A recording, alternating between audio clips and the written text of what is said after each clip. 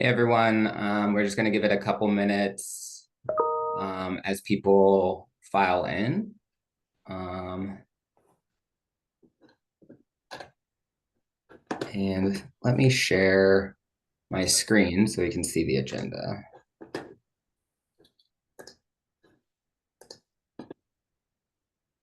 Okay, cool. Can everybody see that?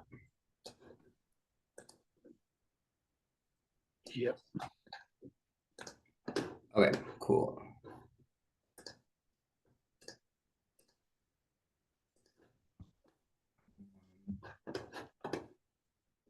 Okay, great. So let's get started. So it's 7:02 on March 12th, 2025. And if you're here, you're at the ANC 1B Transportation Parks and Public Space Committee. So the first item is I'm going to do roll call. So I am here. And I'm just going to go down. So Zoe, here. Johnny, great. Nicole, here. Great. Rebecca sent me a message. She's not going to be here today. Nick, Here. Great. Julius, Here. Great. David, Here. Great. So Karen is not here. Laura, Great. Ben, Present. Santiago, Here. Dion, Here. cool. Matthew, Here. Genevieve is Yep, okay, cool. And then Jay. Here. Cool. So that's, what is that? 13 out of 15. Pretty good. So I would like to make a motion that we adopt the agenda. I'll second. Great. All those in favor of adopting the agenda? Aye. Aye. Cool. Great. Unanimous. Excellent. So we have 5 things on the agenda this evening. The first 2 items have guests that are going to give like a short little overview of the item. So I'm going to stop sharing my screen. How do I do that? Sorry, this is my first time like running the agenda or the meeting on Zoom, so bear with me. So the first item is about the Vehicular Noise Reduction Act of 2025. This Councilmember Pinto is the lead author. So I had reached out to Councilmember Nadeau's office, but they kind of referred us to Pinto's office because they're the lead author. So I have invited James Nance from there just to kind of like explain the bill and maybe answer some questions before we took any action, the committee on it. So if James, you could raise your hand and then I'll promote you to a panelist and you can kind of just like give like a quick overview. It doesn't have to be like super fancy or anything. And then we have a draft resolution that we can discuss after. Sure. Hi, everyone. It's nice to meet you all. Can you all hear and see me? Yep. Thanks for being here. Great. Yeah, sure. I am James Nance. I work as legislative counsel in Councilmember Pinto's office. And I'm here to discuss the Vehicular Noise Reduction Act. This act was actually originally introduced in January 2023. We had a public hearing for it in March 2024, and we reintroduced it in February, early February of this year. And the purpose of this act is to reduce noise pollution and vehicular noise. And what this bill would do is it establishes a 2-year noise camera pilot program, which would put in a minimum of 2 cameras in each of DC's 8 wards. So the cameras would be calibrated annually and tested daily.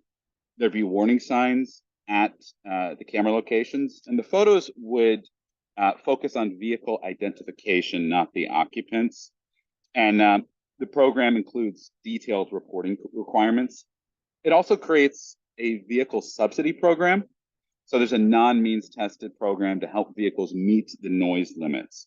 And so this would be open to DC registered vehicles and those that are operated by DC employees or DC businesses. And it covers the repairs needed for any noise compliance, but it's only limited to one vehicle, one eligible vehicle. And the fines would be waived if the vehicle is brought into compliance from that. And this bill lastly would require a noise study where DDOT and DOEE would study the vehicle and transit noise, and they would be required to evaluate short-term and long-term reduction strategies and would produce a study that would also have a cost analysis in it. And that report would be due in 1 year. And the purpose of this bill is to simply just reduce the amount of noise from vehicles throughout the city. I'm sure you all have heard loud cars in downtown, or maybe motorcycles in your neighborhoods, either revving or making excessive noise. And this bill is designed to mitigate that. That's a brief overview of the bill.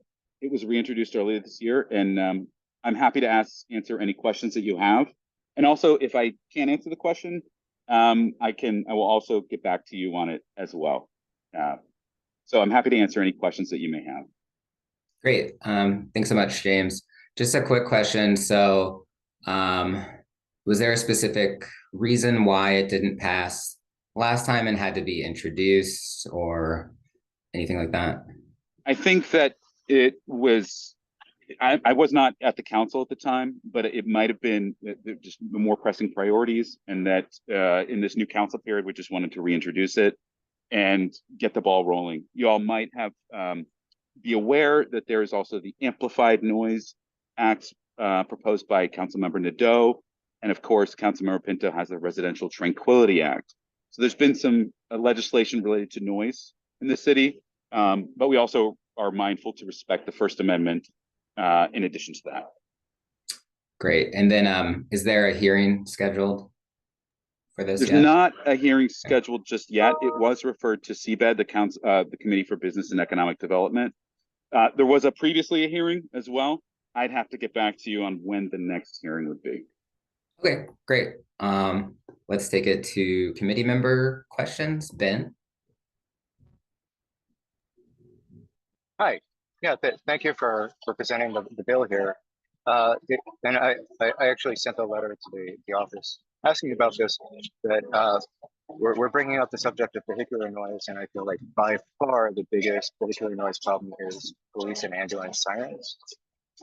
And it almost feels misleading to me that in a given hour of my day, I will hear a good number of police and ambulance sirens. Yeah, I don't hear bad mufflers nearly as often. And so I was hoping that this bill could somehow address the vehicular noise problem that I confront daily, and that I feel like a lot of others do too. I sent your office a couple of recommendations. Some of it is just a simple question of custom, that in a lot of medical journals have actually looked into it and find that ambulances running their sirens all the time is actually not beneficial. It creates sort of insensitivity by drivers. It doesn't improve medical outcomes. Now and then it leads to crashes. There are rumblers that can be used that push energy at the cars in front and not to people in their living rooms 5 blocks away. Volumes can just be turned down and so on. So is there anything that could be put into the bill to reduce kind of the vehicular noise problem? Well, I appreciate you raising that concern. I think we've all definitely experienced the loud ambulance noises and the police sirens that have been throughout the city.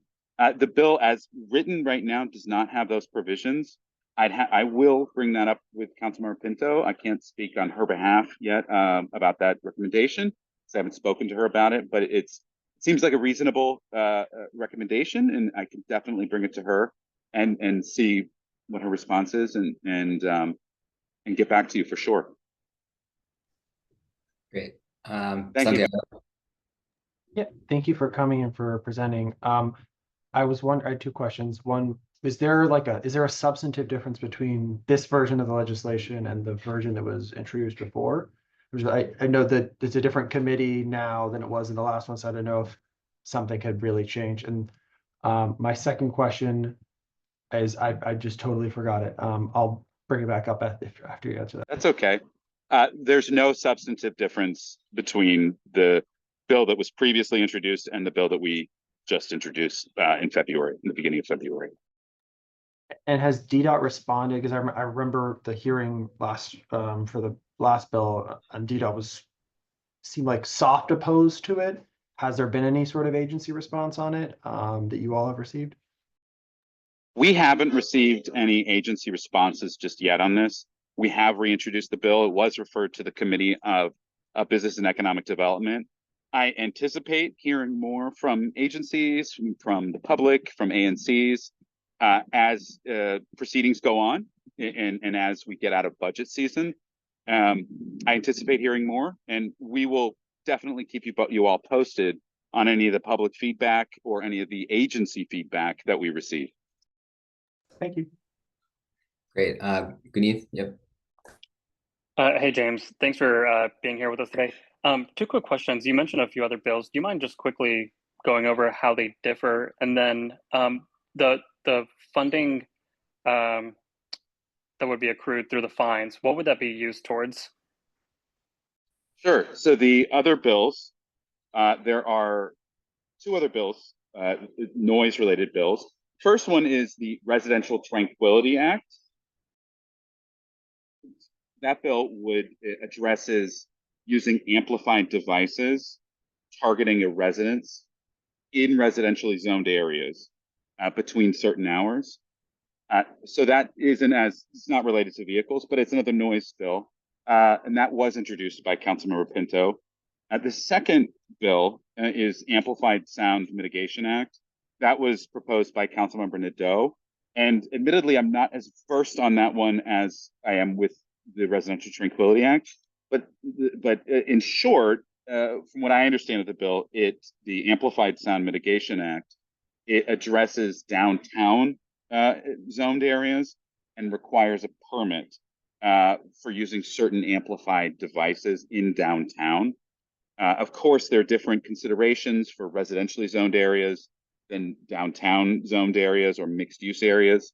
And of course, there's a lot of First Amendment considerations that goes into it. So we're being extra mindful to respect the First Amendment, but also address some of the noise issues that we've had in the city. And could you repeat your second question? Sure. The funding accrued through the fines, what would that be used towards? That's a great question, and I will look into that and have to get back to you on that one. That's a great question, because I know there are fines involved in this bill, and I will get back to you on that one. Thank you. David?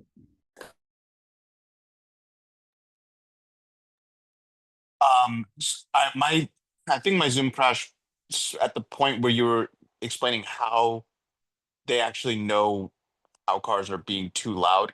Just really quickly, could you re-explain how you can actually tell that when a car is being too loud in an area? Does it have microphones that what is the actual mechanism of that?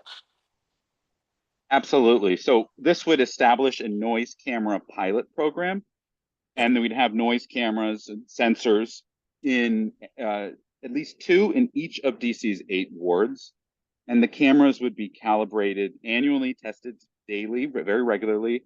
We'd put up warning signs in the locations, and there would be if someone goes over certain decibels, certain noise, a picture would be taken of the car, focusing on IDing the car, not the individual, because of course we want to respect privacy, and we just ID the car from that.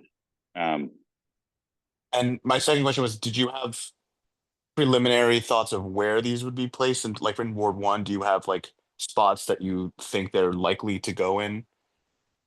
You know, I can't address the exact areas yet. I'm not certain they've been decided yet, but these would be in high traffic areas where there's been noise disruptions in certain areas. Of course, these will be the areas that have experienced the most noise congestion and noise pollution or vehicular noise complaints. So we'll be definitely gathering where we're hearing the most complaints, where we're seeing the most vehicular noise disturbances, and trying to address it in that area. But the specific areas haven't been, as far as I know, they haven't been decided yet. Johnny? Thank you. Hey, James. Do you mind if I ask you a few questions? Please. Yeah? Okay, thank you. I appreciate the spirit of this bill. My question's similar to some of the other folks who've asked, a little different, so I'll ask anyway. Has council, have you or your team reviewed analogous urban environment studies to see the effectiveness? Because it's an investment to see the effectiveness of the technology that we'd want to use. To see if it, because it's going to cost, if it's a pilot program, I'd love to see how much it would cost to install 16 systems, like the full cost accounting, and to see if there's a really good return on investment, because I'm sensitive to costs. Yeah. My second question is there a tier, a fine tier? And have you guys figured out how much the fines will be? Another question is, you mentioned the subsidy, which I think is awesome. Would the subsidy pay for the full cost to repair a car so that we'd be in compliance? And if not, what would the delta be if there is one? And how would someone with limited means pay for that? And that's enough for now. I've got plenty of other questions, but I'll keep it short. Thanks So your again, first James. question was, did we do compare to analogous statutes in other cities? So I wasn't at the council when this was initially written and introduced. We have, I know every day we look at, or when we deal with the sound legislation, we always look at other other cities, municipalities, and states, how their sound ordinances have been set up, and for a couple of reasons. One, to see cost effectiveness. Second is to look at the constitutionality of the legislation and the enactments, and then to address your point, to the effectiveness of it. And so, yes, we've looked at that. We'll continue to look at that. Again, but with this reintroduction, we simply reintroduced the same bill as before. But I can definitely look into some of those studies that we've looked at that were discussed and analyzed, and I can make sure to get that over to you. Could you remind me, just your second question, the tier structure, the fines? Who knows what I asked? I'll try to recall what I said. The full cost accounting. So if you're planning on installing 16 cameras, what's the full cost for those 16 cameras? You can break it down per camera, the full cost accounting for it, and if there's a fine structure in place, like how much you planning to fine folks, and the subsidy program, how much would that cover? So I'll say right now, I don't have any of the details on the fines or the costs, the reimbursement. What I can commit to you all is I can make sure, I know there's been a lot of discussion about this act and a lot of questions about it. What I can do is I can make sure to go discuss internally with our folks in Councilmember Pinto's office and find out what the fine structure would be and the amount that would be reimbursed for fixing a car, or making sure that the vehicle comes into compliance with the sound ordinances. Because of course, you raise a very important question. I mean, we would want to make sure to know how much is covered and if that would be sufficient to make those repairs. So I can commit to you that I'll make sure to look into that and get that back to you folks. I believe you. Thanks, James. Jay. Thank you.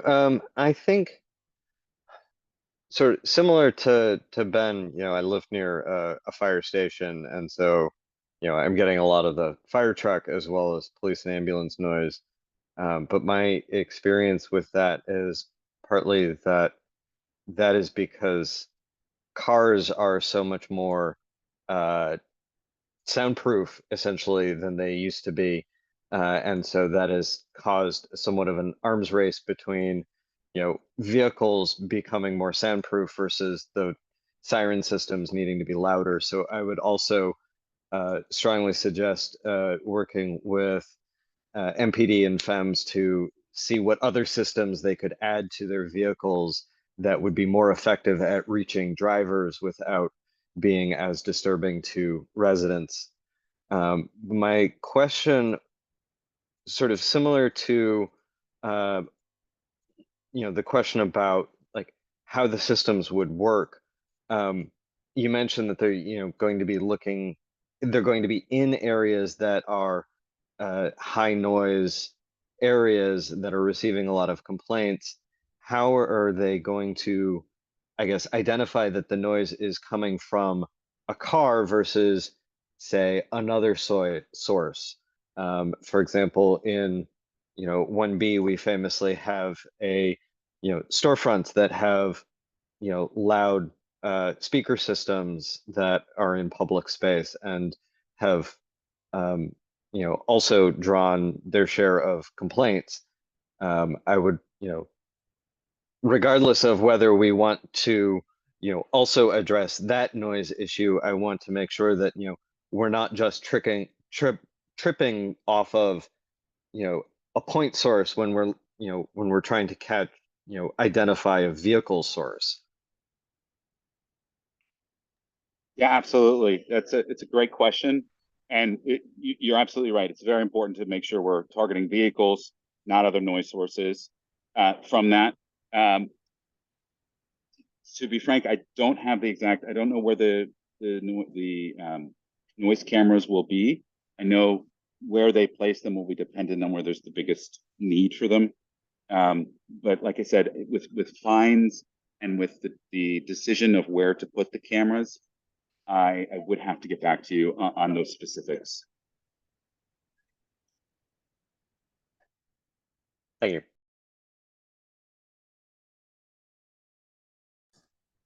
I just saw another committee member was in the audience, so I've promoted Karen Gall. So that's why there's a new person all of a sudden. Ben, last question maybe. No more, Ben? Sure. Okay. It sounds like this is very license plate based, that we're just taking a photo, identifying someone and getting back to them later. Is there anything in the bill about,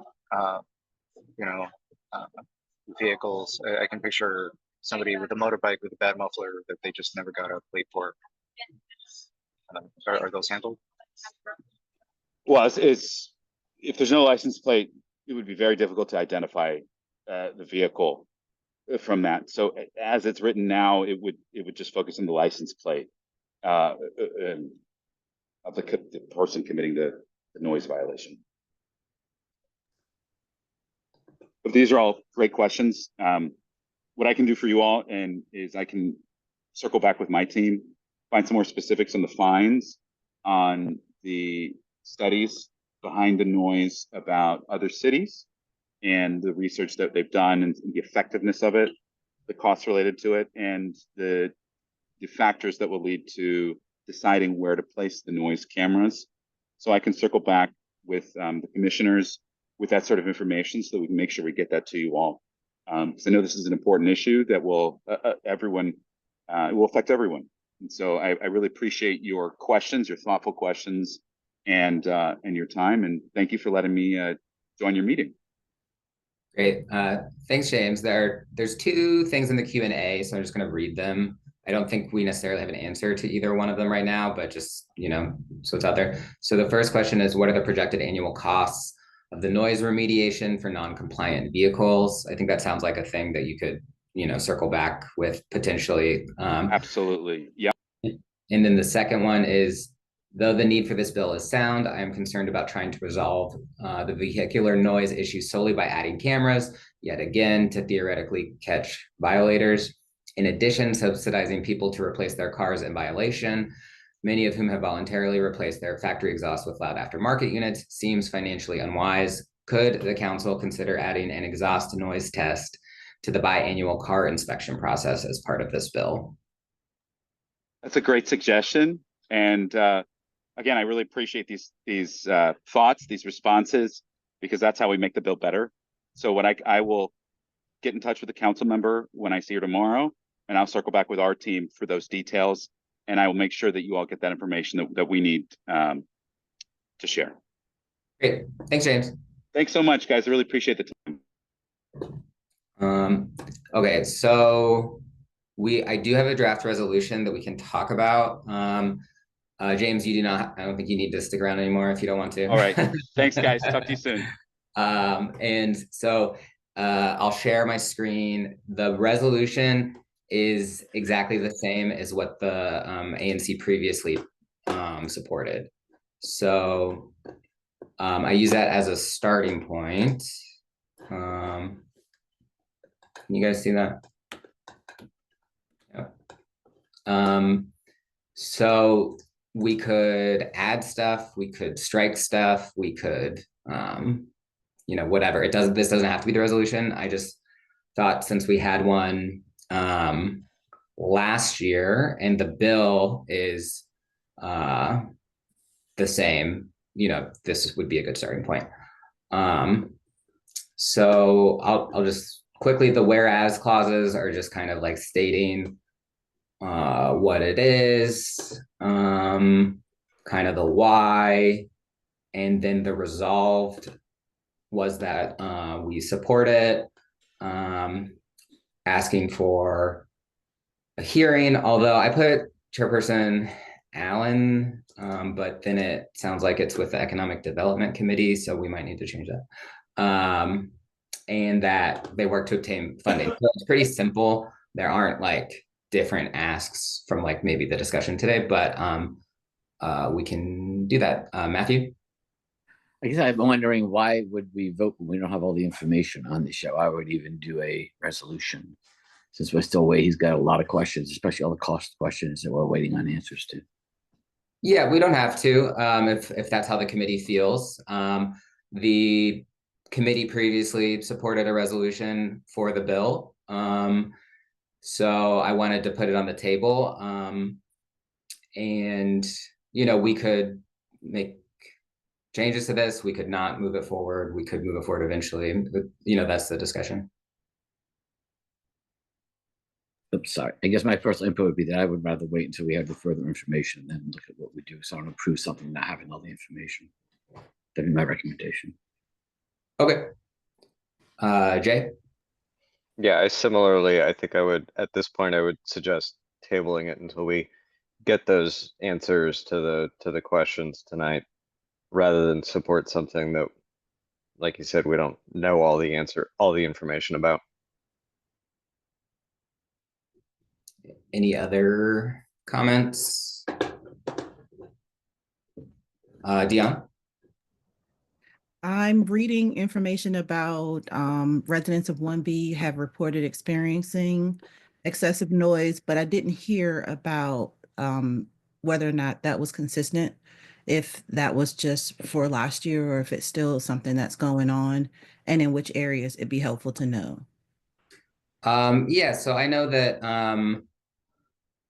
now I don't remember what SMD he is, but our chair, Miguel Duramo, I know has reported issues on like 15th Street and 14th and his SMD of loud noises from vehicles. I live half a block off of U Street, so I definitely hear loud vehicles still, honestly, mostly from sirens from the police station and the fire trucks, but, separate but related issue. So I know that other commissioners have brought this up as an issue, but yeah, we could be hearing more from residents as this moves along. Karen?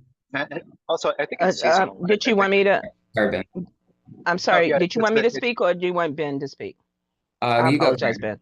No, you're fine. Ben, you can go You can ahead, Ben, Andrews. if you had something that you were saying. Go ahead and I will just follow you, Ben. Oh, I was just gonna say I think it's seasonal. I think we're in a lull right now. We're coming out of winter, and in 2 months from now, we're gonna hear a lot more. That's all. I'll basically, we did a traffic safety study with the 3D CAC, and in that traffic safety study where we had at least 1,000 respondents reporting, the main issue was initially there was allowed ATV and usage, and then also the modified muffler usage, as you can see, where a lot of the aftermarket vehicles or some of them even actually make them now, where like the Chargers, the Dodge Chargers will come with that particular kit. And then also you have some electric vehicles that has those modified sounds installed, in spite of the fact that it's not a gas producing vehicle, because for some reason that's what people tend to enjoy hearing as they rev up down the street. But that particular study did say that was one of the major issues that people were having with the volume of the noise pollution in the area. And then also in regards to the noise in our area, we had a lot of the clubs who were consistently a part of the problem, where the volume from their establishments was particularly really loud in the area. So that came in as the noise complaints that we received, and that's after an actual study, a survey. Aaron, do you have a date on that study? We did that. Oh goodness. Look, we're so far and done a year. Let me give you the specifics. I do actually. We submitted the information to Charles Allen, so I'm a council member, Charles Allen. So you can follow I up. think it was September-ish. I'm thinking between September. Yeah, I think it was September. It's been so many things that we've submitted. So, but that was specific. Thank you. I'll follow up with the information if you need it. Okay, great. Thanks. Guneet? Yeah, just a quick comment that I'd like to also hear more on as to if the council has looked into adding this into the biannual car inspection. I just had my car inspected, and that's something that seems like it could be more effective than doing a pilot study. So also would like to table this resolution in the meantime. Yeah, okay. If everyone is kind of feeling tabling it, I think if we bring it back, I wouldn't want to spend as much time, that we took up 30 minutes on this. So if we bring it back, hopefully a quicker discussion, and then if anyone has any suggestions for other resolved clauses, right? These resolved clauses are very basic. So if we can workshop this and have if we really want to see them have the noise inspection in there, that's something we could put in this when we send our feedback. And sometimes we have to suggest things to the council that aren't in the bill. So they might come saying we're not going to put that in the bill, but then we could say, no, we want it in the bill. So just for when we bring it back, just be thinking about what you would want to include in the resolution. Okay, cool. We can move on.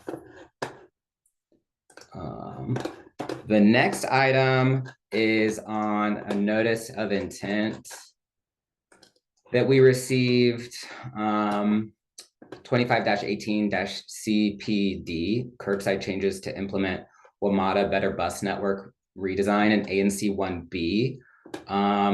We've invited the project manager, or at least someone who's working on the project from DDOT, as well as 2 people from WMATA that have worked on the Better Bus Network initiative to kind of answer questions about it. And so if you're one of those people from DDOT or WMATA, please raise your hand and I'll promote you to panelist.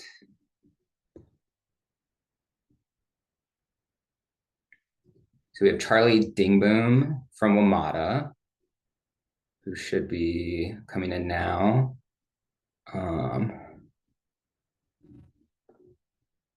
Hey, Charlie. Oh, and here's Maya Coleman, who is from DDOT.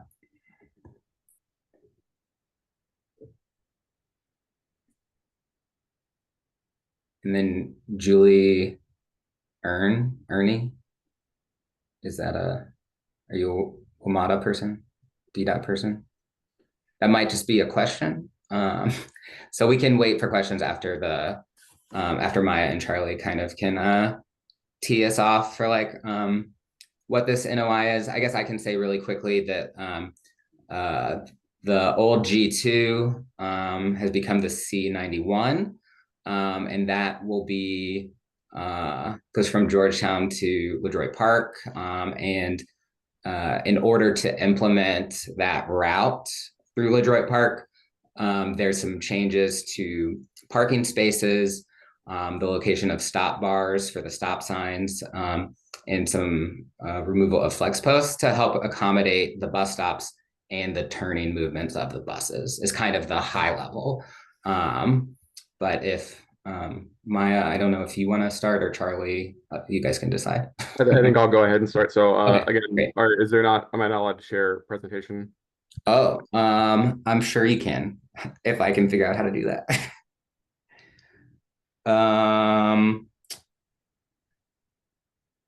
Because that would be great if you have one. Does anyone know how I can do that? Probably if you make him a co-host, he'll be able to share it usually because people who aren't hosts can't share. I see. Thank you. Okay, that seems like it's working now. So Okay, cool, great. right. Yeah, so just I'm sorry, I'm gonna apologize for the speed of this. I have a hard stop at 8 o'clock, and we are also splitting between two different ANC meetings. So I'll try to just get through this and leave enough time for questions.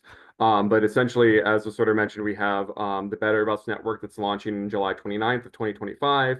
So it's a big change to the network. It's the first time we really have the opportunity to go through and change the entire network for the first time in over 50 years. So we're really trying to get better efficiency in the network and provide better service to customers, but that does mean a lot of changes to routes, including to the G2, as you know. So this is the C91, which is essentially the new G2, and as I mentioned, connects to Georgetown, DuPont Circle, and up into the LaDroit and Howard University area. The main thing that's sort of bringing up a lot of the conversation currently is DDOT has a project that's redesigning S Street between New Jersey and Florida Avenues. And specifically, there's a segment here on the eastern end, which connects S Street up to Florida Avenue. And as you can see from the current G2 routing on this map, we use that for the G2 to get up to 4th Street and into the LaDroit Park area.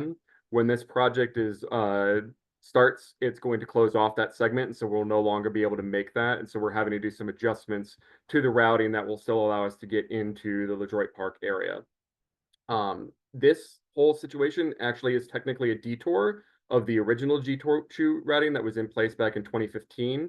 When the DC Water project came in, we had to move over to the New Jersey and S Street to 4th Street routing for the G2. In that time, while we were on that sort of detour, we also identified that there was a safety concern for buses making the movement from 3rd Street and making a left onto Florida Avenue because that was unsignalized.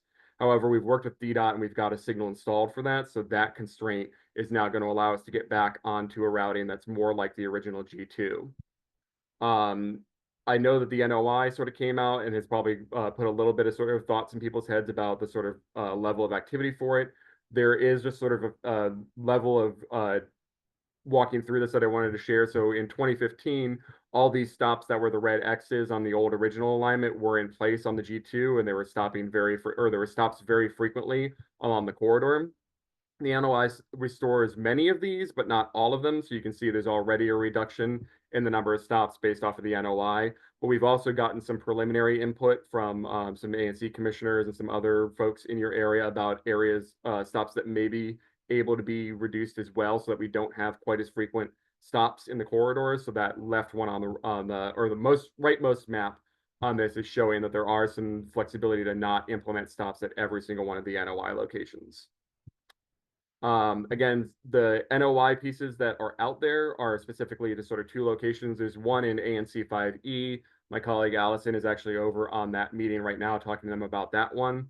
The one in your ANC is at 4th and Elm, so it's at the top of that loop that's sort of getting the bus off of 3rd Street and into the loop that gets up to Howard University.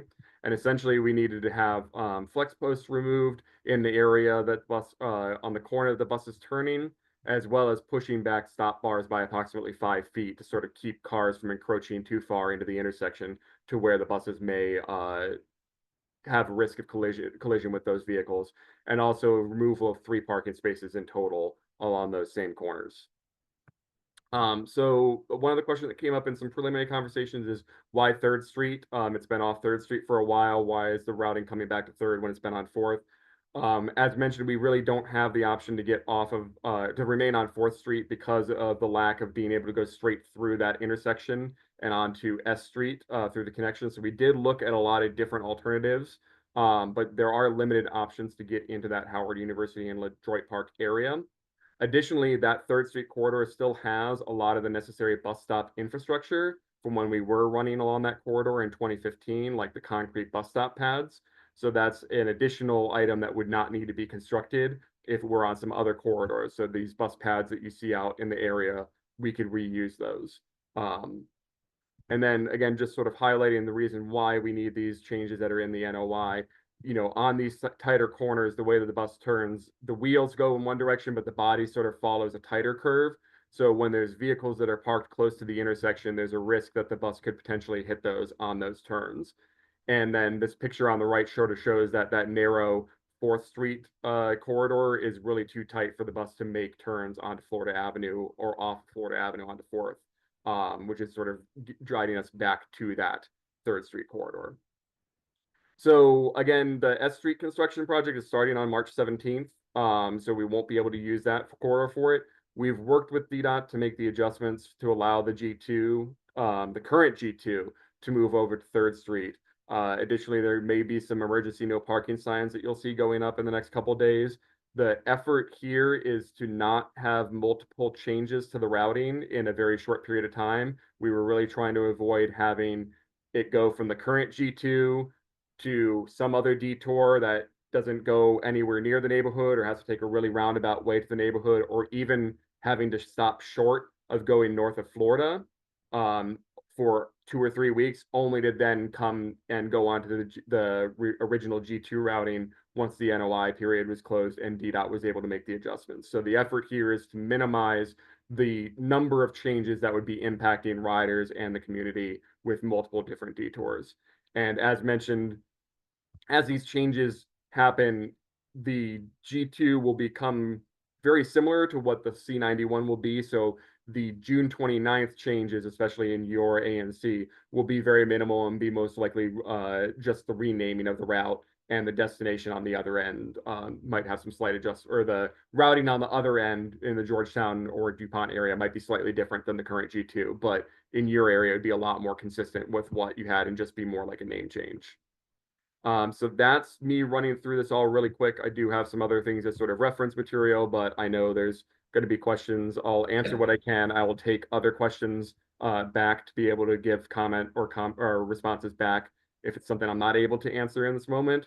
And like I said, I've got about 12 or 15 minutes to be able to answer questions. Great, thanks, Charlie. David, I see your hand. Thanks so much for being here.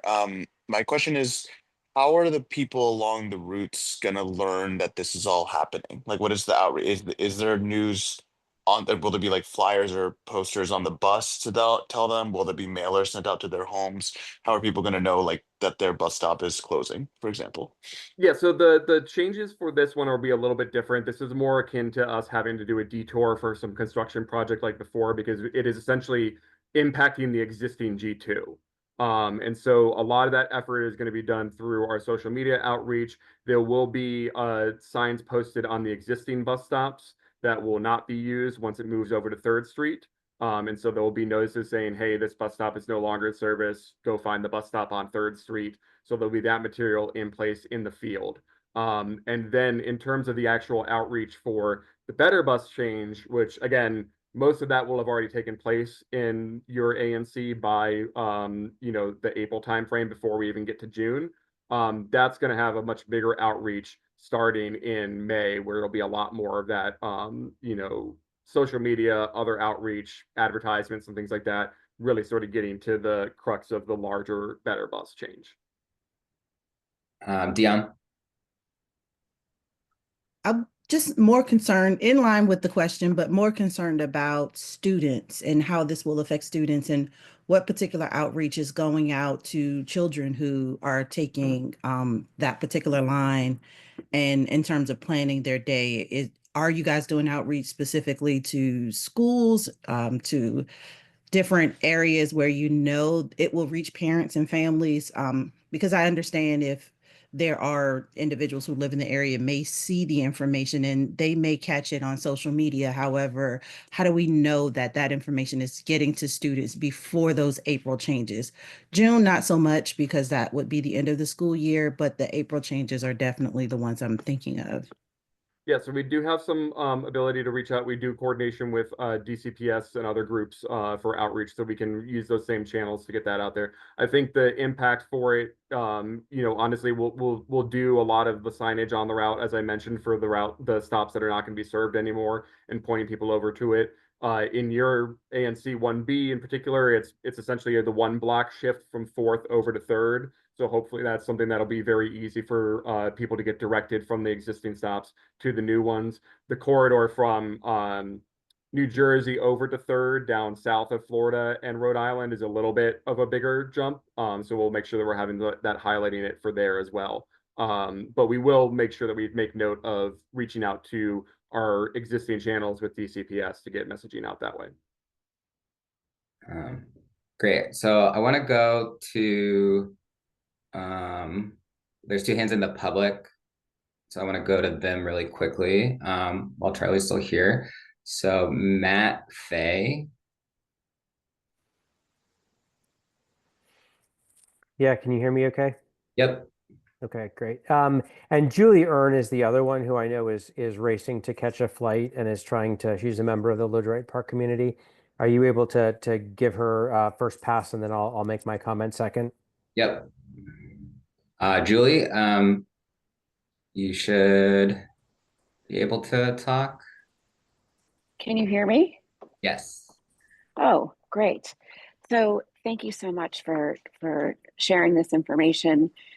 As a resident of Lodrite Park and someone on 3rd Street who lives on 3rd Street, I wanted to just share with this committee that, since 2015, a lot has changed in Lodrite Park and specifically on 3rd Street. The closing of the S Street connector, the one-way and narrowing of 5th Street is really driving a lot more traffic to 3rd Street. And so we're seeing not just an increase in traffic, but also very, very,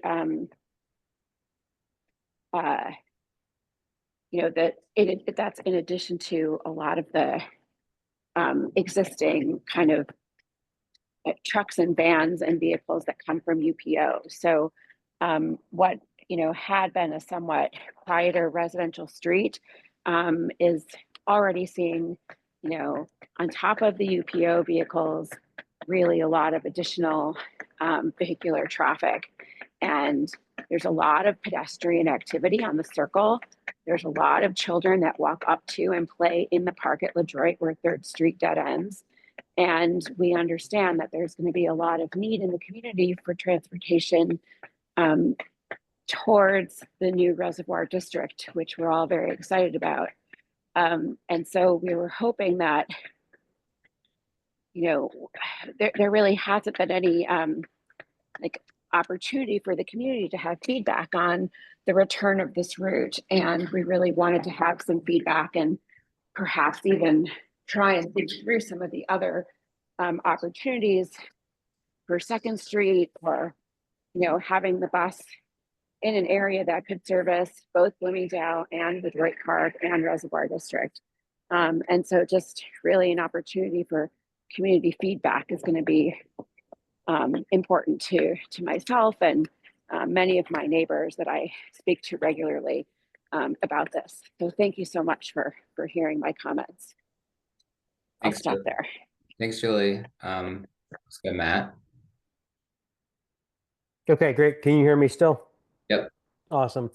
Yeah, so I just want to make a couple of comments, and I'm the commissioner, along with Commissioner Holden. I represent 1B01, which is the Lodrite Park single member district. And a couple of things I guess I just want to state. The first is that LaDroit Park is very supportive of public transit. We're very supportive of this particular route. We think that it's incredibly important to have a Howard University to Georgetown University crosstown connector. There's a lot of good that our community thinks comes from this. And so, we think it's good for the city. We think it's good for lots of neighborhoods. We think it's good for our neighborhood. I will say that I have never experienced worse outreach from either DDOT or WMATA on any public initiative in this city.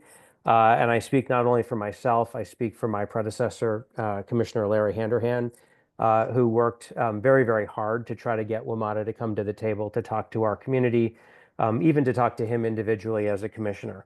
I don't believe that there is a public notice requirement for WMATA or for DDOT in the same way that there is for ABCA or for zoning, planning, and development. So I know that the standards are different. But I would say that, in this particular case, there has been an absolute failure to engage the community, to solicit feedback, to be able to share information. And I appreciate the committee member who asked the question, what have you done to notify the community? The answer is nothing. And so I have worked hard to communicate these changes to our community. Charlie was part of a meeting that we had at Long last week. We appreciated the candor of WMATA. We appreciated their explanations. They were incredibly helpful to me, to former Commissioner Handerhan, in understanding their rationale and their thought processes. But I will say, just actually no engagement with the community. The route is the route, right? So at this point, I mean, I guess I'm saying all of this out of frustration, but I will also say that at this point, the route has been set. WMATA has evaluated the different options. We're going to lose a number of parking spots to accommodate the turns on the buses. But I would hope that WMATA, and I would hope that DDOT, and I would hope that this committee would hold them to a higher standard of engaging communities, outreaching, and making sure that there is involvement, engagement, and feedback as they make changes in the future. I think there does need to be a higher bar that is set and achieved, and I appreciate this committee's support in setting that higher bar and holding them to it. Thanks, Matt. Karen, I know you had your hand up and I went to the public first. Did you still want to make a comment?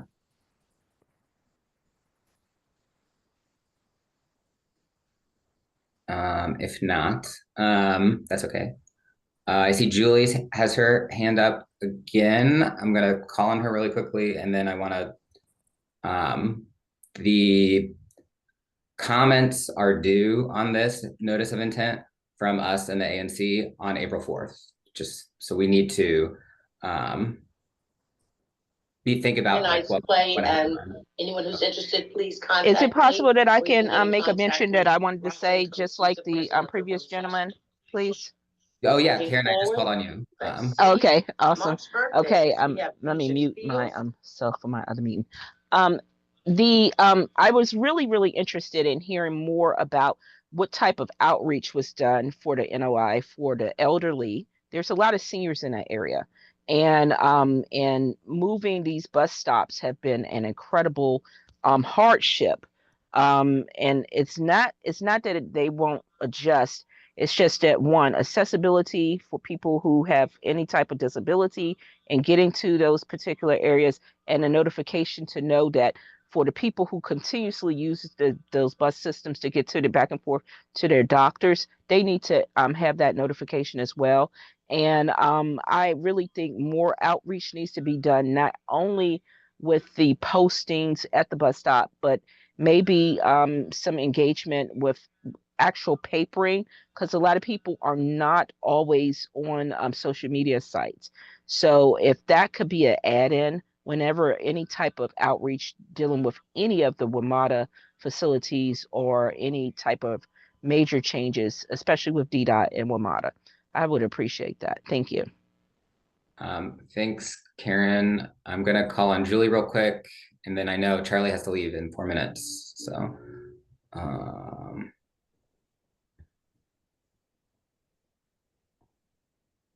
Thank you. Okay. Can you hear me? Yep. Okay, great. Yeah, I didn't understand that.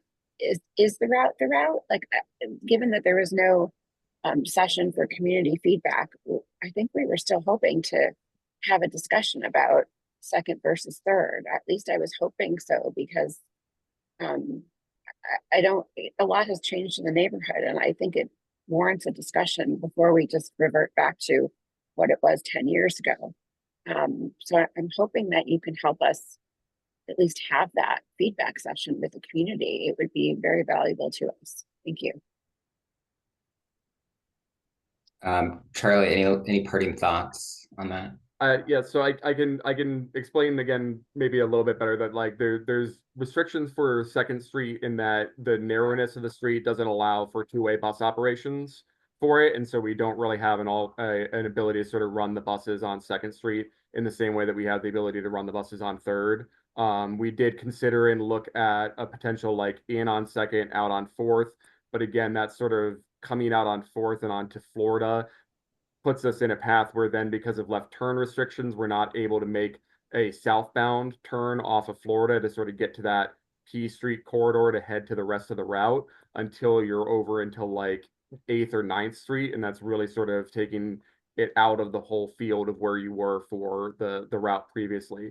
So we looked at that. We looked at a number of other sort of wider alternatives going in. We did even consider, not that this is anything you all would have advocated for it, but as part of the analysis process, we were looking at, potentially whether this is just continuing up Rhode Island and going to Rhode Island Avenue and whether making the connection to that station was something. And we ruled that out because we said, this is the important connection to the community, as you all have mentioned, to connect to Howard University. So I don't want the impression to be that there wasn't a lot of consideration for this routing.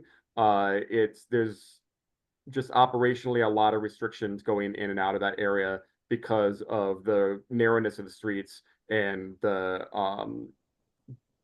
directionality of all the intersections and how we have to sort of bring a bus into those areas. But there was a lot of, am I still unmuted? I can't tell. We can hear you. Oh, okay. There was a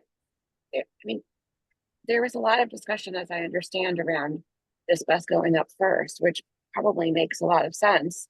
And the community had an opportunity to have feedback. And yet, when the decision to put the bus back on Third was made, the community was not given the same opportunity to provide feedback. So it feels like it's whoever screams the loudest, and the music stopped and we're the ones left without a chair. Like, how come we don't have the same opportunity as the people on First Street to have an appropriate discussion, a respectful discussion about this?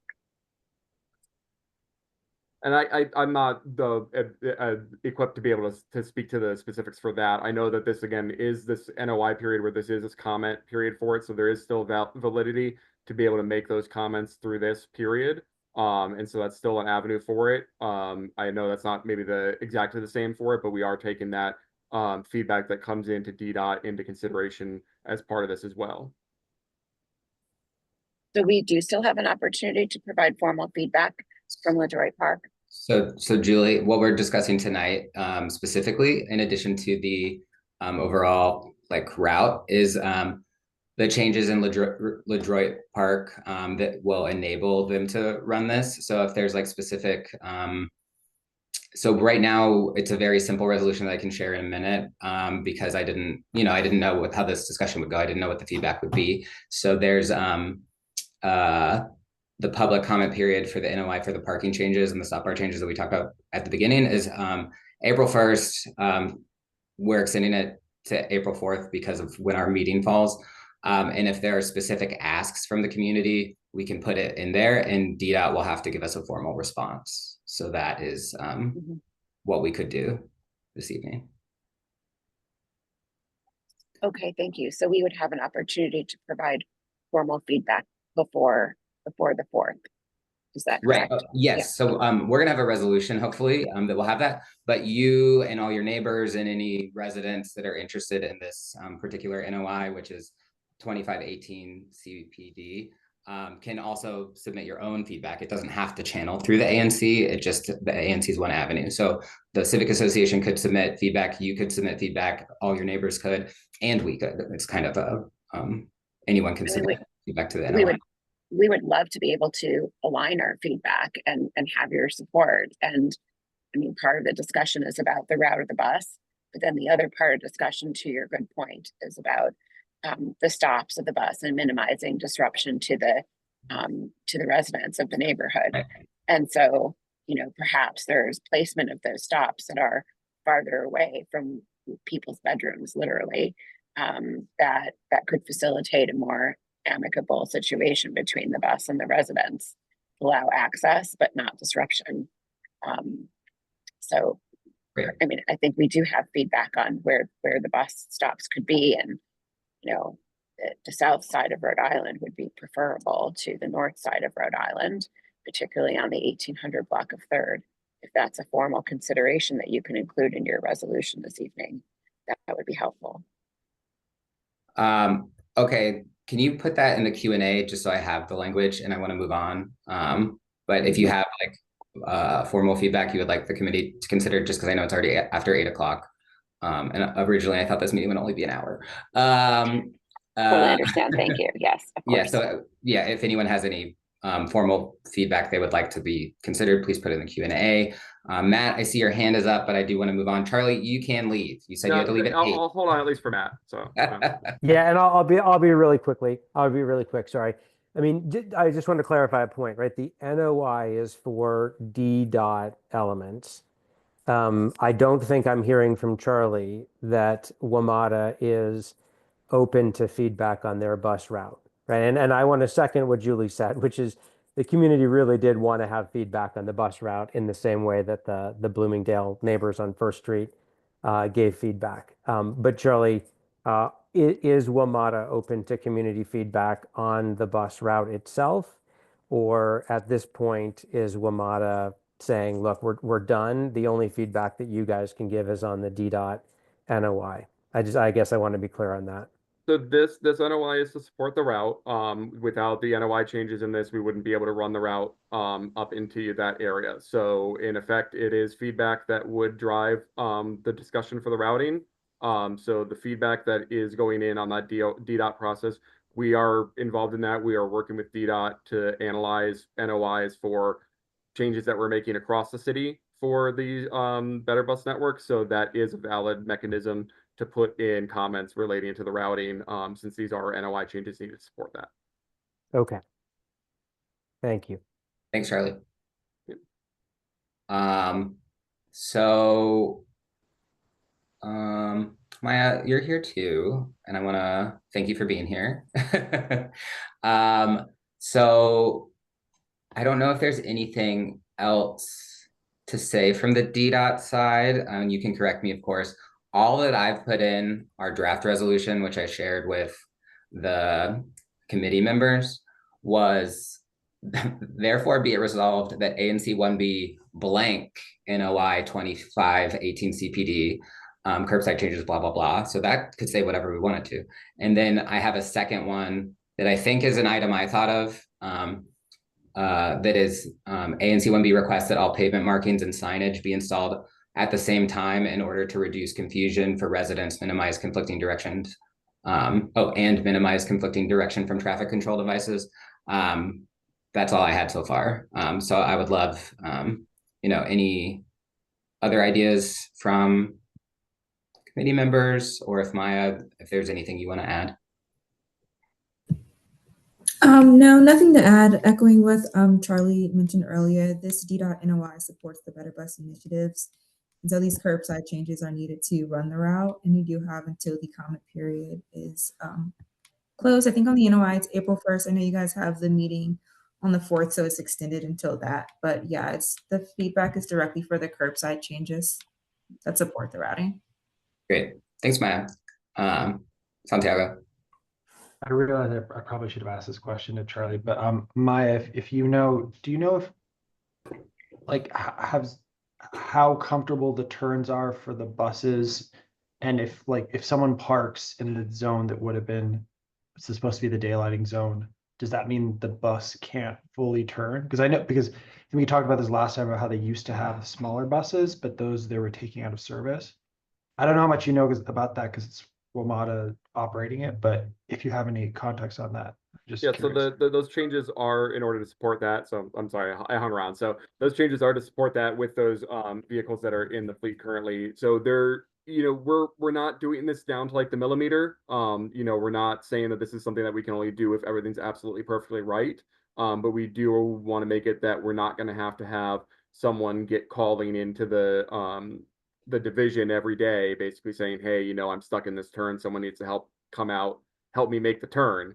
So it is there to sort of give that flexibility to it. But it's not like it's going to fail the first moment somebody's like an inch over the line or anything like that. So the whole point is to give that space that we're less concerned about the occasional issue. And the other aspect of this is that the bus is on a 30-minute frequency, so it is a little bit like there's a little bit of time for them to sort of go through and make sure that, you know, if they see that there's a car ahead of the stop bar where they need to turn, they've got time to wait for that car to move past that and sort of clear that area. So there is flexibility for our operators to do their professional job and be able to make these turns. And we just want to make sure we've got enough additional space and padding so that they're not, again, down to the millimeter for everything they're trying to move.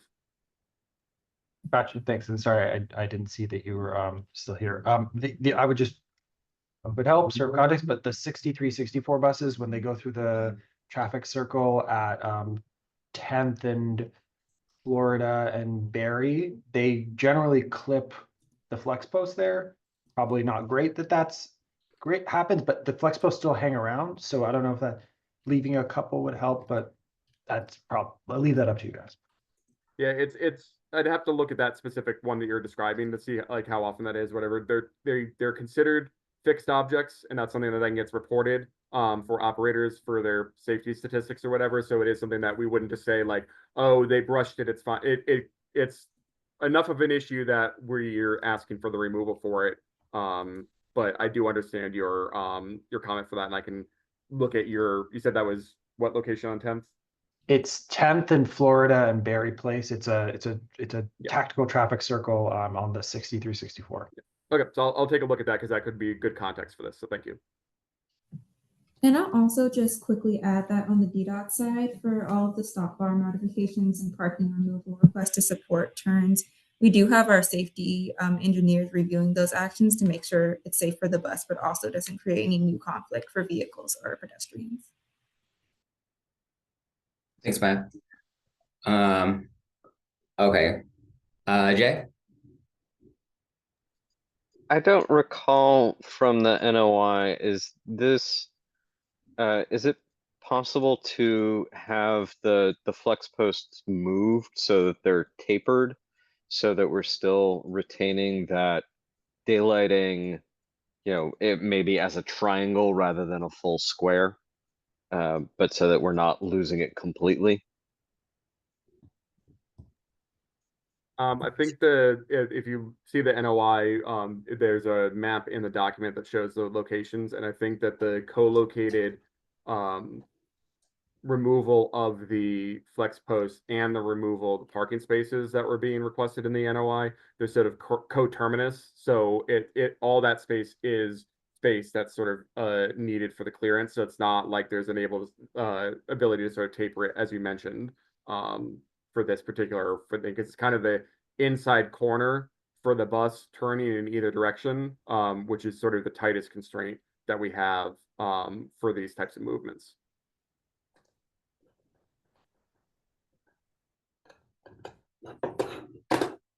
One option we could have as a be it resolved clause would be, you know, asking DDOT to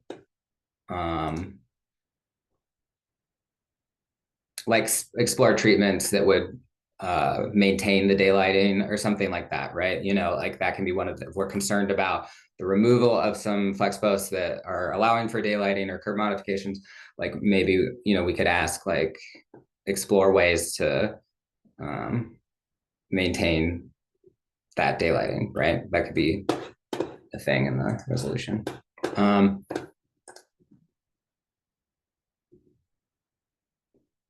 Okay, so do we have, what's the committee's sense on this one? We can't delay this one. We can't table this one because the comments are due when they're due. I can share my screen and just see my little, my sad little resolution. So the whereases are just like factual things and like what it's doing. And then a whereas clause that says we discussed it today. We could add whereas clauses. I don't know if we need to. And then I have a resolved clause for whether we want to support it or not support it, or support conditionally, I suppose could be an option. And then this is the one that I read previously about trying to time the signage and markings so that there's less disruption. I added a clause which kind of speaks to future things a little bit, but I think that's okay because it's feedback on this process. That would be greater outreach for future changes to bus operations, routing, and stops in order to keep residents informed on this important mode of transportation. David. Two questions. First one, to be clear, if we say approve this, then we are supporting them going up the street that they've chosen, right? So that's basically like an endorsement of that change. Yeah, because they're making the change. So you could see it that way. Okay. And the second one is it might be worth just doing a vote just to see how people are, because I mean I think just like doing a temperature check on everyone, but also I would probably vote for it if also I didn't really figure out what you were saying, but I think like if there was some kind of part of it that says like could they please do like make sure that outreach actually happens, kind of a like some more teeth to that to like actually make sure that they really do reach out to people. That would probably be best for me, but otherwise I mean I tend to defer to Bomana, the experts there. If you could provide specific language on what you would like the outreach clause to say, I'd be happy to include it. Zoe. I am also interested in the thing you said about keeping the flex posts for daylighting. I wanted to have that. Okay, let's see. I don't love writing these live, but that's what's happening.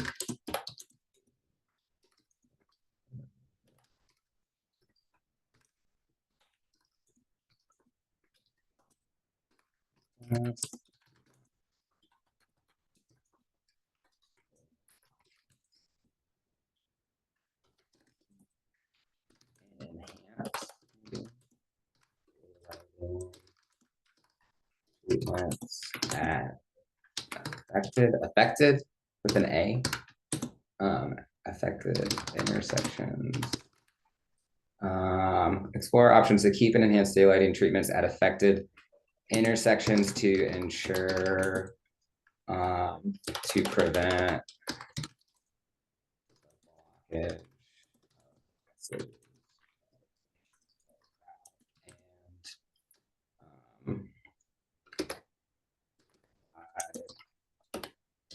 Pedestrian measures. Okay, something like that. Okay, so I don't know. I guess I don't know how to do a vote on a thing where the resolution is not fully written, and I don't know how everyone feels. So I could just, David, are you gonna make a motion? Oh, I was gonna say I like the engagement part. I was rereading it. I think because I want to make sure it applied to this and future ones. I think it does, and I think that's clear enough. I was gonna say if we just do a vote on the pro, then we kind of see if you're a yes, then you support in favor, and if it's a no, then we're against, and then whichever way the vote goes, we do that. So I was Okay. going to make a motion in favor of this resolution and then roll call it and then see how it plays out. Okay, do we have a second? Second. Cool, Santiago. Dion, I see your hand. yeah. The outreach, just to add to, not only just inform residents, but it seems like they'd like to have their feedback considered. And so solicit feedback and make decisions based on that feedback would be, if we could add something to that nature, it would be great. ANC 1B requests greater outreach for future changes to bus operations, routing, and stops in order to keep residents informed on this important mode of transportation. So, we could replace the word outreach with like request that WMATA or DDOT meaningfully engage with the community. okay, yeah, because I didn't name either agency in that, so if Okay. that would be helpful. I think Sorry. engagement looks good, and I concur with Dion. I think that I think engagement is a great way to say it, and then also I concur with Dion because you want to know that the feedback is actually received and is proactively acted upon. So that's really important because a lot of people say I engaged by sticking something in a door. Mhm. Okay, so I changed it to ANC 1B requests greater outreach and engagement from DDOT and WMATA for future changes to bus operations, routing, and stops in order to keep residents informed on this important mode of transportation. Just a little better. Please comment. There's text in the Q&A. I don't know if that. Oh, cool. The feedback element. Yeah. Okay. We'll come back to the feedback. Element. Did that meet the feedback element that Dion mentioned? Dion, do you think so?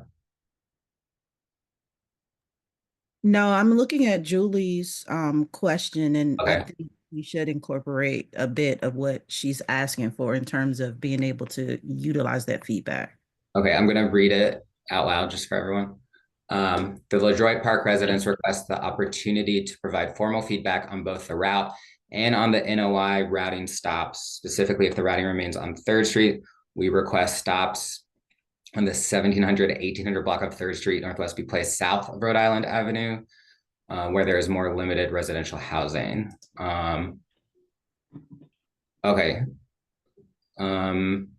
Let's consider that after I want to vote on the motion, and then we can add something from this if we feel, just because we have the motion on the table, and then that'll help us move forward. Because if we don't support the resolution at all, then that might change how we write things. So the motion was to support the resolution and potentially add this or enhance the engagement and outreach thing. So all those in favor of writing I'll say all those in favor of writing a motion in support of the NOI. David, is that a acceptable enhancement of your motion? I think that's right. Yeah. Okay, cool. So all those in favor say aye. Aye. Aye. Aye. Aye. Aye. All those with no, all those opposed, just one more time. Any abstentions? I don't think so. Okay, so there are 14 of us tonight because only one is missing, and then me, and I didn't vote. So because I'm only gonna vote if there's a tiebreaker. I don't know if I ever said that before. So okay, so 14 yays for a resolution in support. And then I think there was, okay, so we have the pavement markings and signage coordinate installation. We have enhanced daylighting treatments, and we have the greater outreach and engagement. And we want to, I think, as our potentially our 5th resolved clause would be something from Julie's suggestion. So, okay, I'll reread Julie's thing. Residents request opportunity to provide formal feedback on both route and NOI. Specifically, if the routing remains on 3rd Street, request stops be placed south of Rhode Island. Santiago? Sorry, my only comment on that is that I guess it is kind of us giving feedback on something that's in our ANC, but also if we're saying put it on south of Rhode Island, we're saying put it in Ward 5. So I don't know. We don't, these aren't like national borders, but I just something to consider in context. It's a good point. I think. Nicole? Yeah, I would just like to hear Maya and maybe Charlie's, I'm not muted, okay. Reaction to the idea of moving those, because I think that if we put that in our resolution, this is not the Lodroit Park Citizens Association, that's us giving that feedback. And I understand they should absolutely have the opportunity to give that feedback. And I think that it's clear that they want to and intend to submit their own feedback during this NOI period. So I would like us to talk about it in more detail before we put that in our resolution. Okay. What if we had a well, I guess, can we do that here, or are we in the middle of voting and can we not return to discussion? Well, we did. I don't know. We voted to write a resolution in support. Okay. So I guess if that's where we are, I would prefer we do not include this language in our resolution coming from us, because I don't feel as a committee member I understand enough about this specific detail to endorse it on my own. I think that Lodroit Park Citizens Association should, and I believe will, make that feedback possible. And I think our resolution captures what I think I do hear general consensus on and what I do agree on, which is that WMATA and DDOT should listen and like meaningfully consider that feedback. What if, so I like that you said meaningfully consider, because I think our greater outreach and engagement clause could be a little, maybe if we add and meaningfully consider the feedback, something like that makes it a little punchier. Yeah, I'm happy to adjust that language. I think my position is just, I think that is great feedback for Lodroit Neighborhood Association. I don't know if I feel prepared to endorse that as a member of this committee, but want them to be able to give that feedback. Okay.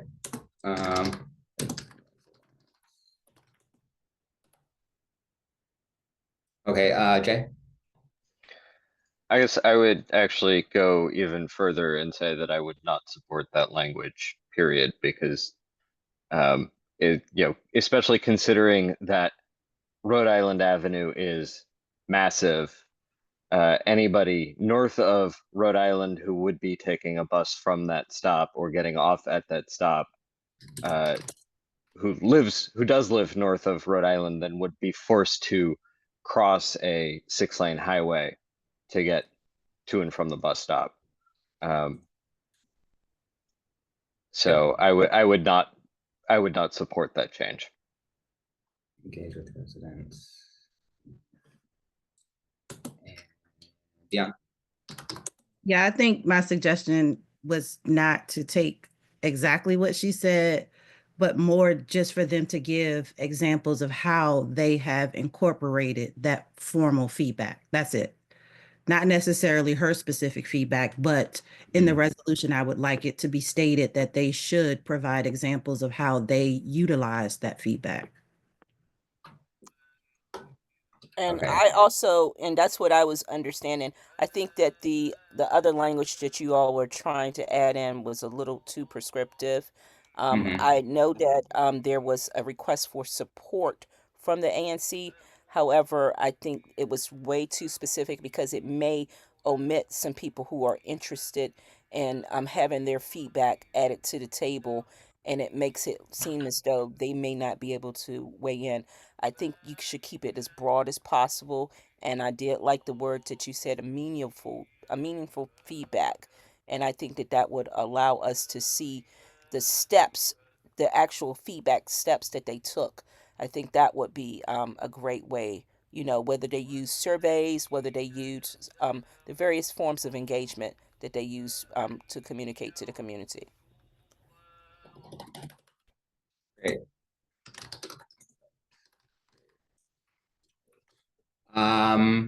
Okay, so I know it's late. It's 8:30 almost. We had some agenda items that I'm gonna cut. We don't need to discuss tonight. I'm not talking about you, Johnny, if we still want to do that one really quick, or we could bump that to next month. But just on the last thing, so the final language, because I want to get it right for sending it to the ANC next month, is the only change, everything else is the same. The last one, though, there's an adjustment. Therefore, be it further resolved that ANC 1B requests DDOT and WMATA meaningfully engage with and conduct greater outreach with residents for future changes to bus operations, routing, and stops in order to keep residents informed on this important mode of transportation. I support that. 1 second. Okay. Cool. This is our first resolution, guys. I hope you feel all great. Okay. So that's what we'll send to the committee or to the full ANC. And now, of course, the full ANC could make further changes. We don't try to make a lot of changes at the ANC, but sometimes that happens. So, but this will serve as the foundation or the template, or maybe it'll be the final thing. So that's great. Thanks, everyone. I do have a question because Ms. Julie has put something in the chat, and Okay. I just want to read what she says. How can you endorse the NOI when the neighborhood never had an opportunity for feedback? And could you address that, because I really think that this is requesting an opportunity for the neighborhood to get them to have their feedback heard. So, but would you address that for Ms. Julie? Thank you. Sure, thanks for bringing it up, Karen. I didn't see that it was in there.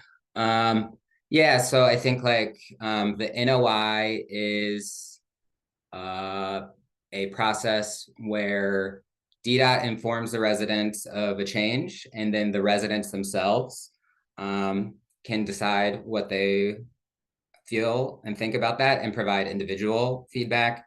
LaDroit Civic Association or any civic association or any neighborhood group also has the opportunity through their processes to support or not support NOIs and submit their feedback. And then the ANC does. This is the ANC process.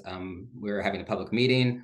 We'll have another public meeting in April where the full ANC will consider this, and that will be a second opportunity for anyone to come and speak on the issue and potentially change the resolution there.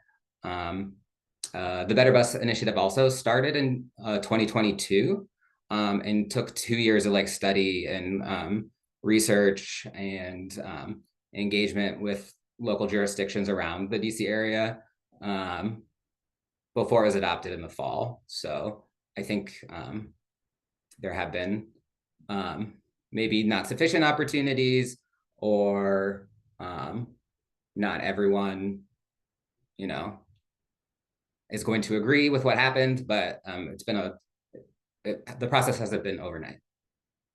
Nick?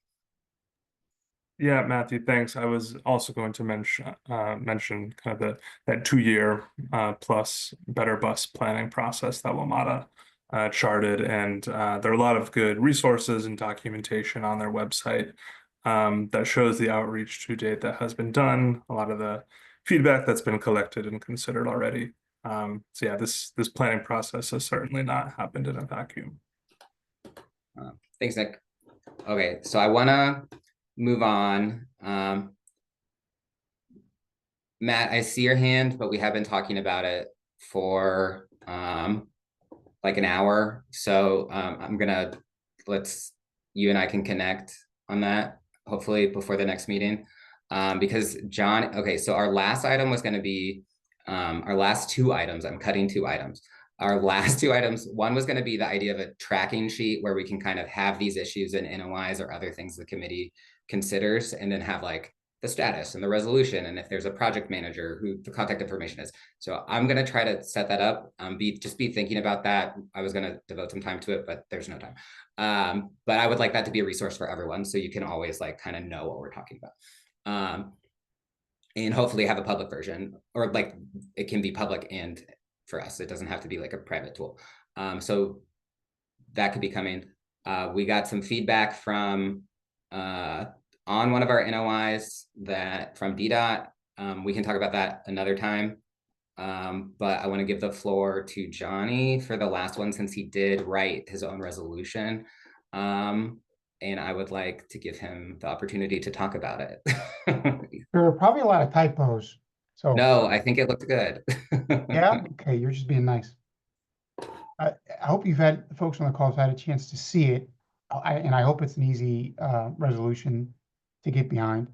I live on 13th and Clifton, between 14th and 13th Street. And there's, I'm sorry.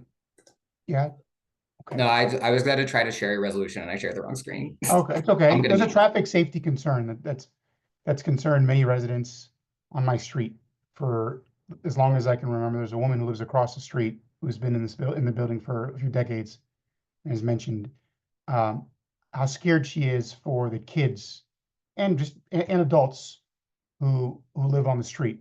Cardozo School is on this street. There's a daycare on this street. There's a youth center and a shelter. And cars are consistently parking on either corners, making it really difficult for vehicles to turn. There's also congestion there. And I've seen firsthand on a number of occasions, pedestrians almost get hit because a car can't see them as they're turning, or because they're speeding and they can't see them.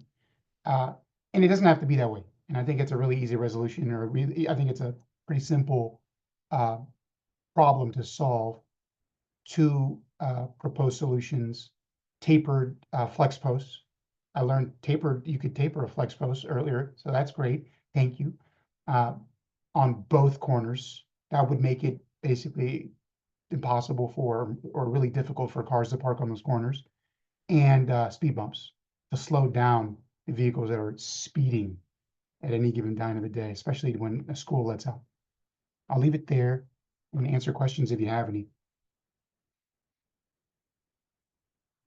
I have a question for you, Johnny.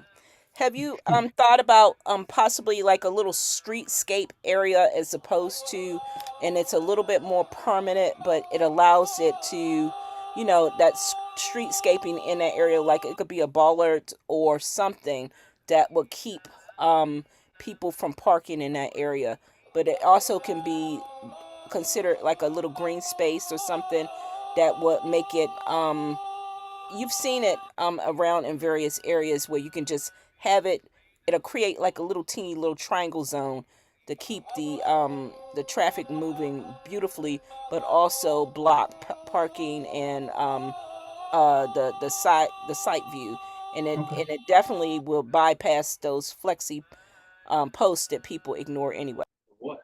If you've got pictures of them, yes, and that soundtrack that you're listening to is delightful. So could you share that in email later, please? I don't know I don't have a reference to your suggestion. I'm open to it. If you've got pictures or something or a street you could direct me to, I'd love to take a look. Well, Santi is right here. He'll help you with that. Okay, thank you. I'm open to suggestions. Yeah, if you think there's a better solution, I'm for it. Santiago, you can go ahead. I'll say real quick that I think in the second, be it resolved or be it further resolved, it says conduct a traffic calming study and has speed bumps as an example, but it's not prescriptive. It's just because you say do the traffic study. Okay, so Santiago. Yeah, I had a clarifying question just to make sure.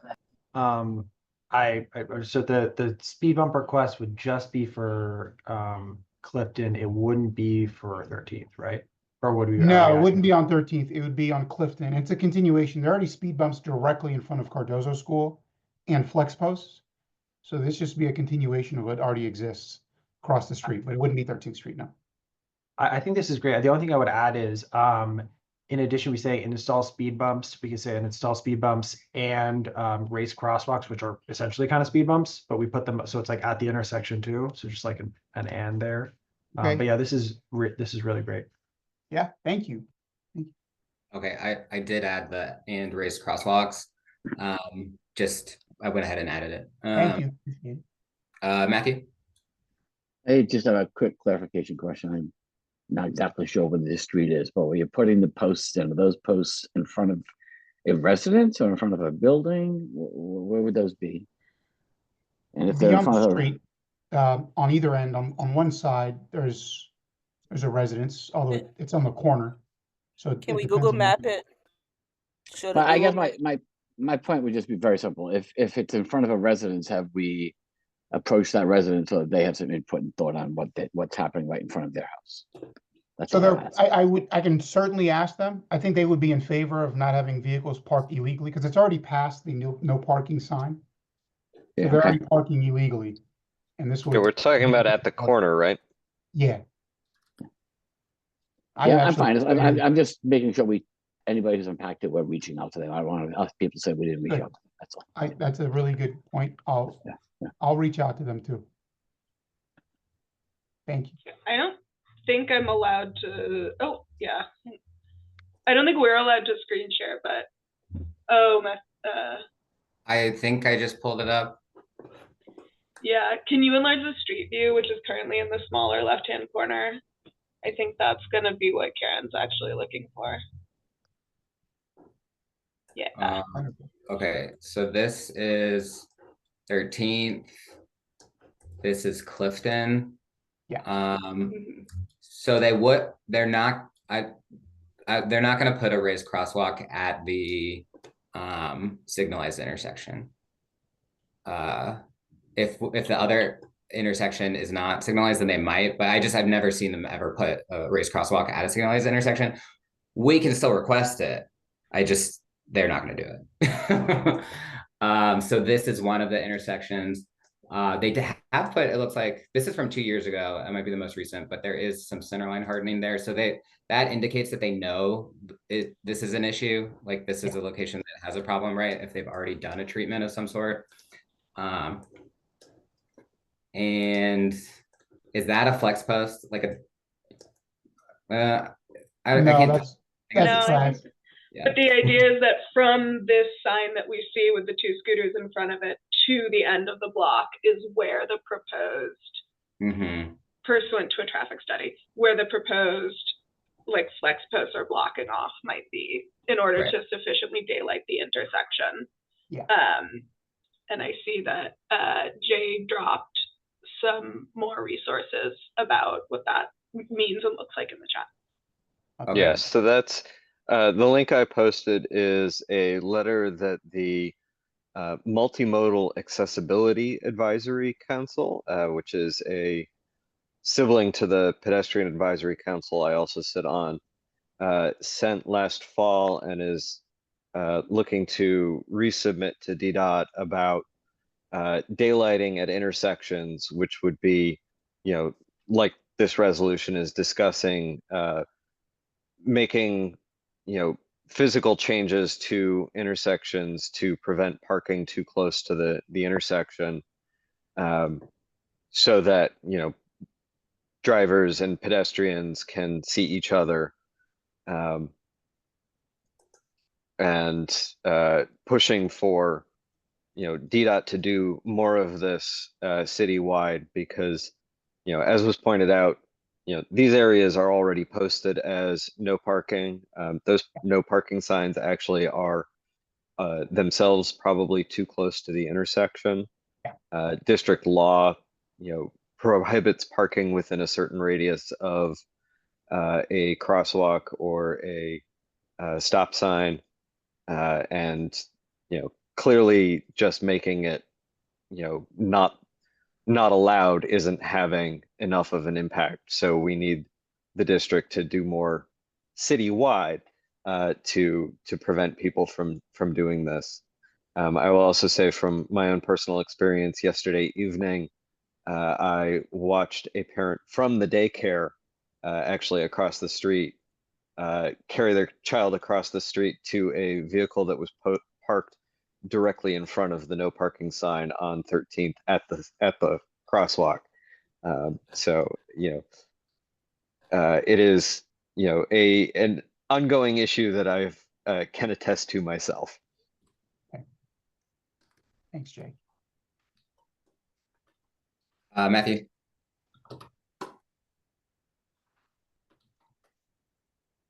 Okay, Sorry, that was a mistake. My bad. Okay, yeah, no problem. Guneeth?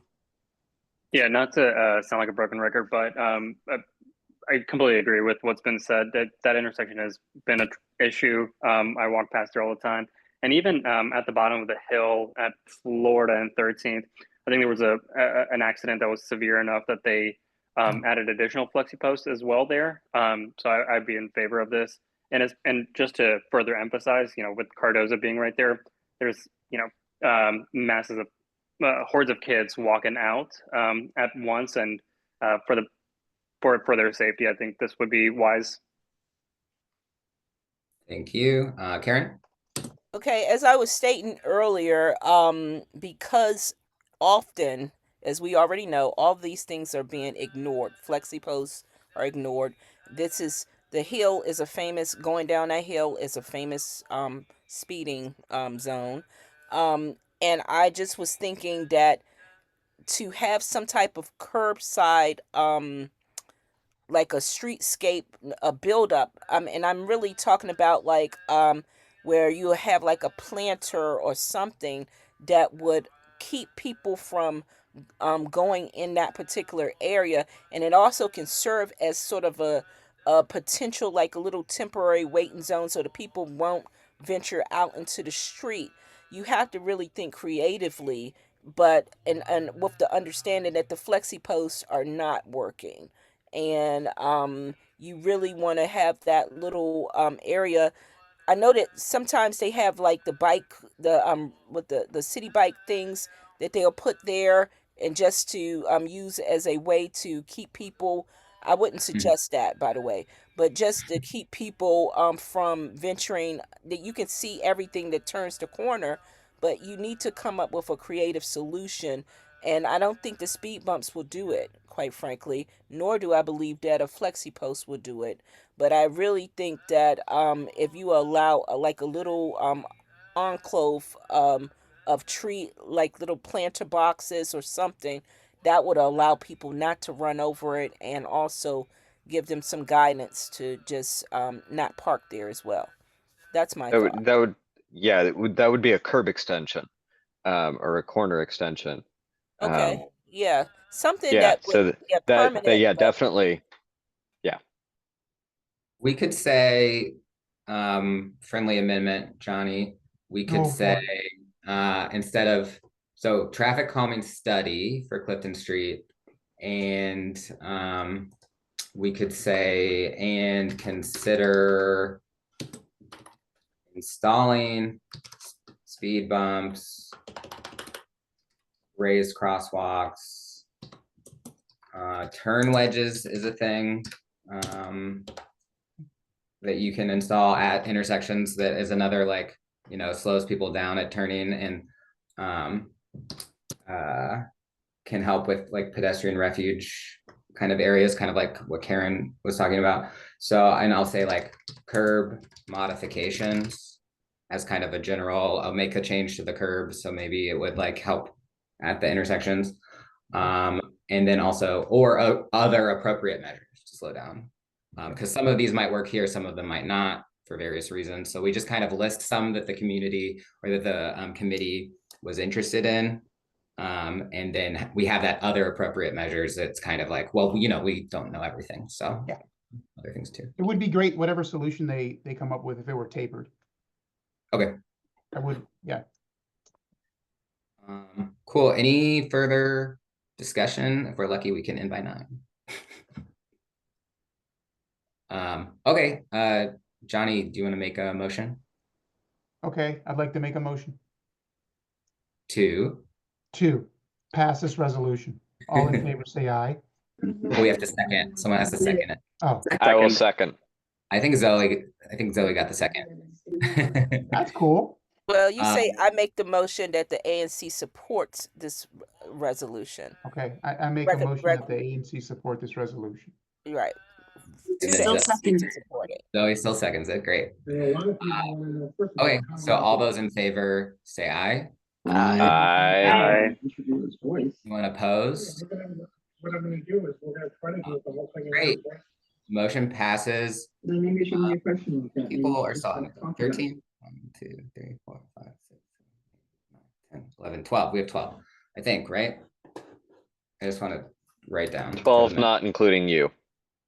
12, not including me. Okay, great. So 12 yays, no nays. Okay. Unless there's any other last minute business, I'm going to move that we adjourn the meeting. I'll second. Okay, all those in favor. Fourth and fifth. Aye. Okay. Meeting adjourned at 8:47. Thanks for hanging in there, guys. I did think it would be shorter. We can try it for next month. Thank you. Bye. All right.